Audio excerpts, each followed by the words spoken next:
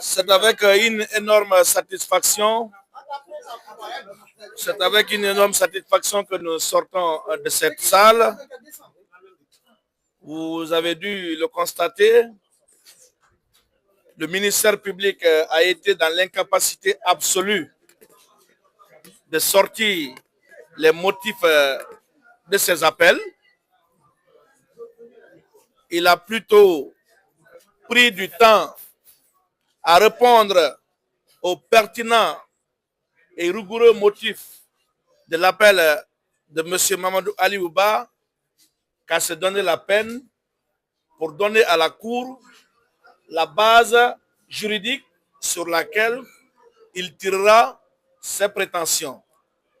Vous avez dû aussi constater que le ministère public, à travers ces questions, n'a pas été pertinent, puisqu'il a été dans l'incapacité absolue également de rapporter non seulement la preuve que les propos imputés à M. Mamadou Ali Ouba sont diffamatoires ou outrageants, mais bien avant, vous avez dû aussi constater que la Cour a fini par relever que le chef de l'État n'est pas constitué dans cette affaire et il ne s'est jamais constitué partie civile.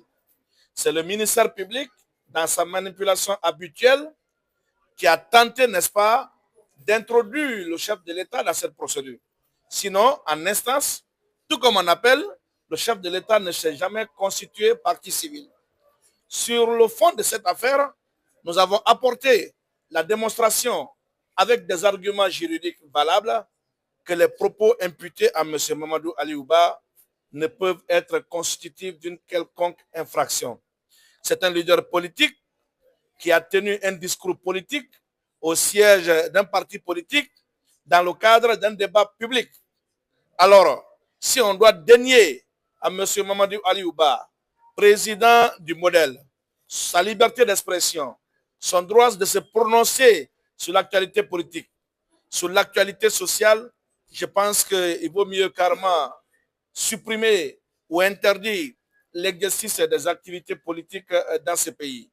Donc, nous sommes satisfaits par rapport, n'est-ce pas, au débat qui s'est déroulé et qui a réussi, n'est-ce pas, à mettre à nu ce jugement unique qui a condamné à tort M. Ba.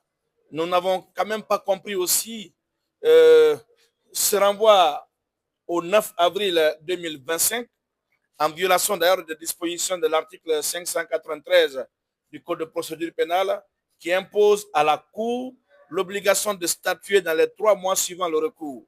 Maître Almamissa Mouri Traoré, au nom du collectif, au nom et pour le compte de M. Mamadou Ali Ouba, a interjeté appel dans ce dossier le 7 janvier 2025.